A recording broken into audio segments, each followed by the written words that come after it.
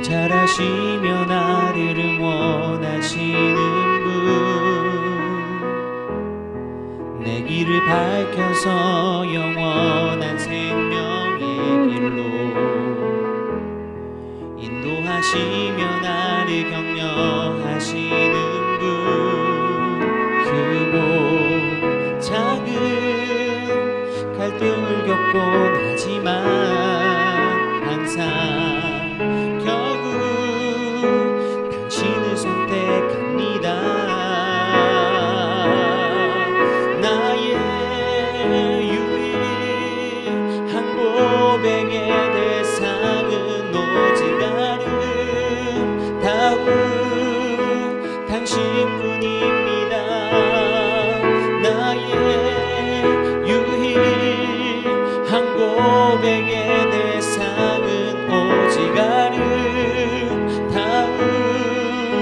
당신뿐입니다. 나의 예배를 받으소서, 홀로 영광을 받으소서. 주여, 나의 주여.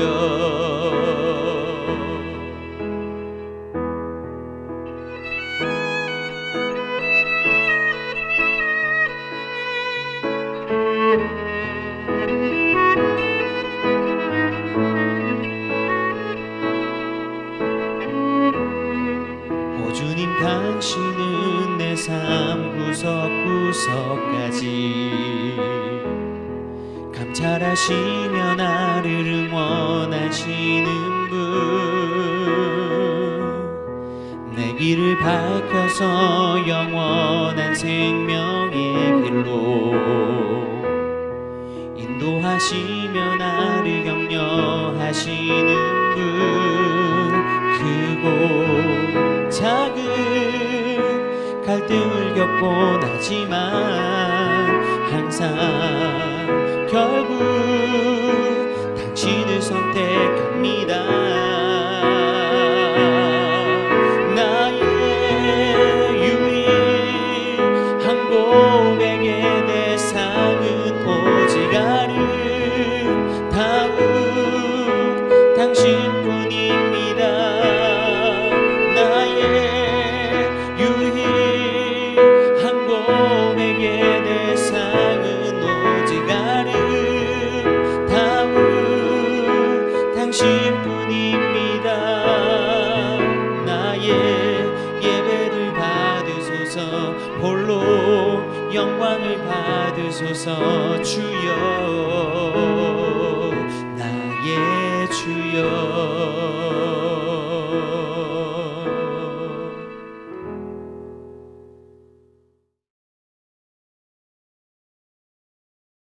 샬롬, 귀한 하루를 말씀 묵상과 기도로 시작하는 우리 모든 성도님들에게 하나님 우리 아버지와 주 예수 그리스도로부터 은혜와 평강이 충만하시기를 축복합니다.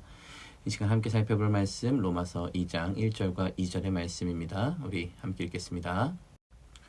그러므로 남을 판단하는 사람아, 누구를 막론하고 내가 핑계하지 못할 것은 남을 판단하는 것으로 내가 너를 정죄함이니 판단하는 내가 같은 일을 행함이라.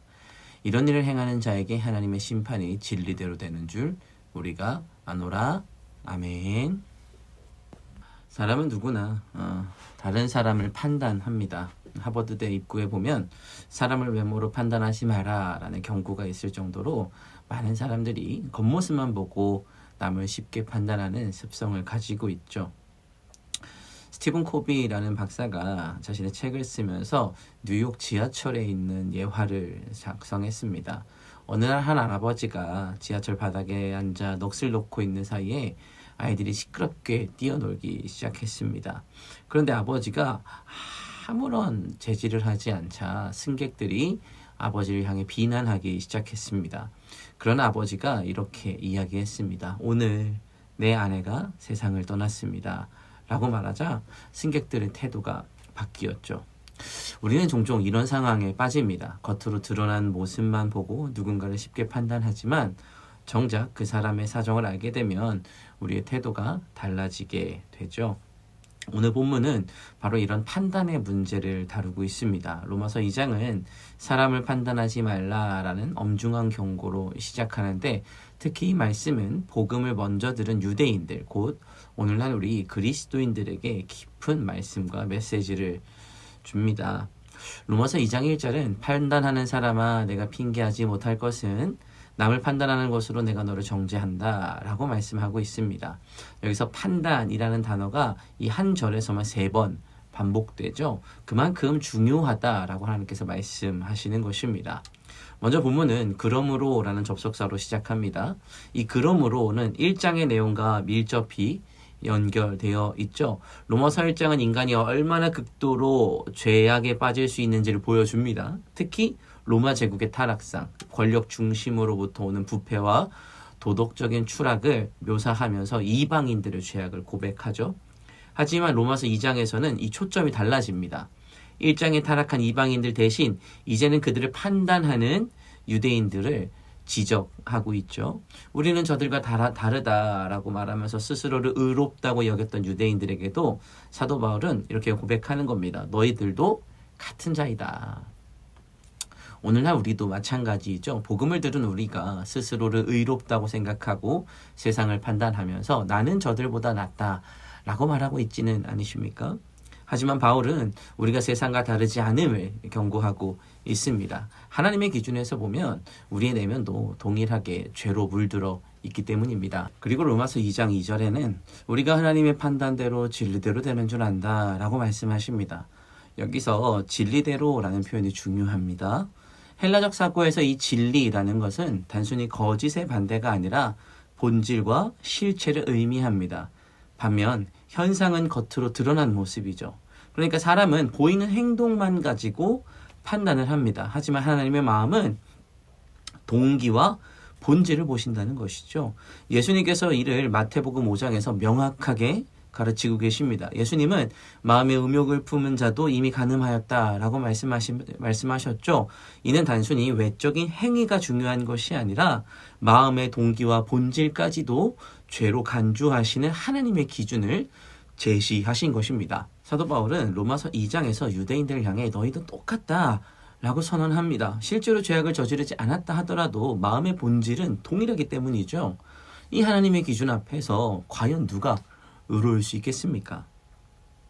그럼에도 불구하고 하나님께서는 우리를 정죄하시기보다는 우리를 회개의 자리로 인도하십니다. 그 말씀이 로마서 2장 4절에 기록되어 있는데요. 로마서 2장 4절의 말씀 같이 한번 읽어보겠습니다. 혹 내가 하나님의 인자하심이 너를 인도하여 회개하게 하심을 알지 못하여 그의 인자하심과 용납하심과 길이 참으심이 풍성함을 멸시하느냐? 아멘. 하나님의 길이 참으심과 자비는 우리에게 소망이 됩니다.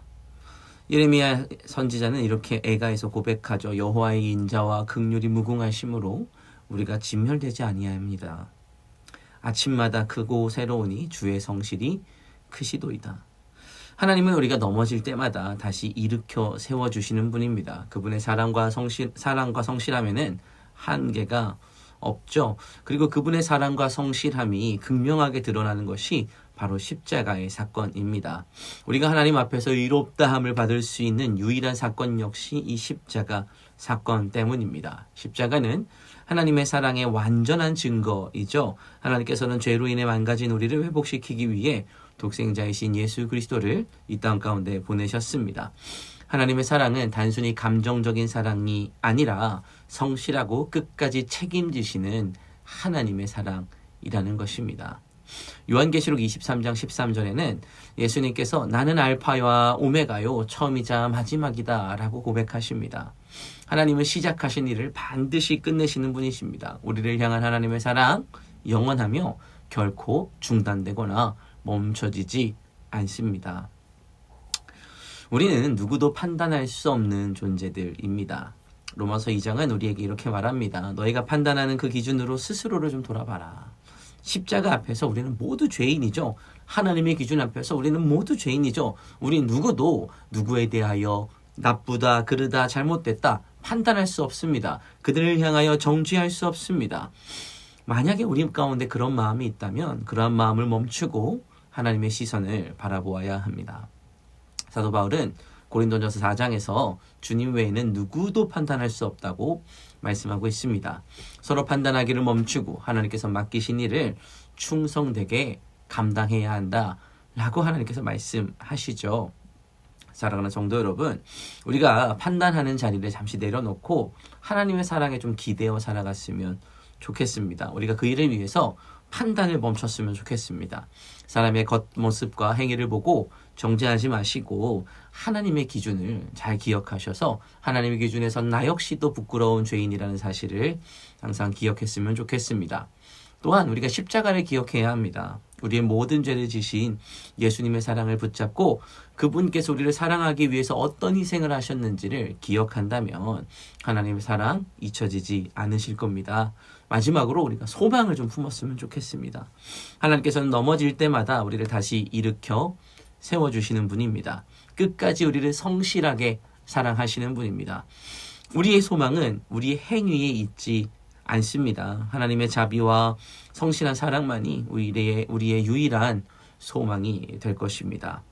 사랑하는 우리 귀한 성도 여러분, 하나님께서 주신 이 사랑을 붙들고 살아가는 여러분 되시기를 주님의 이름으로 축복합니다. 아멘. 우리 함께 기도하겠습니다. 사랑과 은혜가 풍성하신 하나님 아버지, 오늘도 우리의 마음을 깨우시고 주님의 말씀 앞에 서게 하심에 감사합니다. 우리는 너무나 연약해서 다른 사람을 판단하고 스스로 의롭다 여기는 교만함에 빠질 때가 많습니다. 하지만 말씀을 통해 우리의 죄인됨과 오직 주님의 자비와 은혜 없이 살 수 없는 존재임을 깨닫게 하시니 감사합니다. 하나님, 진리대로 심판하시는 주님 앞에서 우리의 마음 깊은 동기까지 다 드러납니다. 겉모습이나 행위로는 숨길 수 있더라도 주님 앞에서는 우리의 모든 죄악이 밝혀지게 됩니다. 주님, 이러한 우리를 불쌍히 여기시고 하나님의 자비와 하나님의 은혜로 우리를 용서하여 주시옵소서. 우리를 용서하시기 위하여 십자가 독생자 예수님을 허락하여 주셔서 하나님의 사랑 가운데 다시 바로 설 수 있게 하신 하나님의 은혜, 그 은혜를 깊이 묵상합니다. 그 은혜가, 그 사랑이 얼마나 깊고 큰지 주님의 성실하신 사랑이 오늘도 우리를 붙드시는 줄 믿사오니 넘어지고 쓰러질 때에도 다시 일으켜 세워주시는 하나님의 은혜를 신뢰할 수 있는 아침 될 수 있도록 인도하여 주시옵소서. 감사드리며 예수님의 이름으로 기도합니다. 아멘. 이 시간 함께 기도할 도구기도 제목은 코람데오 선교회를 위해서 기도하겠습니다. 하나님 나라를 확장하기 위해 세워진 코람데오 선교회가 설립 목적을 따라 사역자들을 잘 준비하며 아름다운 열매들을 맺을 수 있도록 우리 함께 기도하겠습니다. 두 번째로 지역사회를 향한 아름다운 섬김이 될 수 있도록 기도해 주십시오.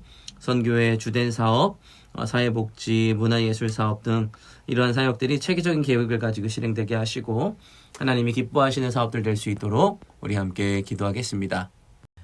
이 시간 마지막으로 교회를 위하여 기도하실 때 육신의 질병으로 치료 중에 있는 식구들과 생활에 어려움을 겪고 있는 식구들과 군 복무 중인 형제들과 타 지역에서 머물고 있는 교회 식구들과 학업 중에 있는 청년들을 위해 기도하시고 각자 기도 제목 가지고 함께 기도하도록 하겠습니다. 우리 함께 기도하겠습니다.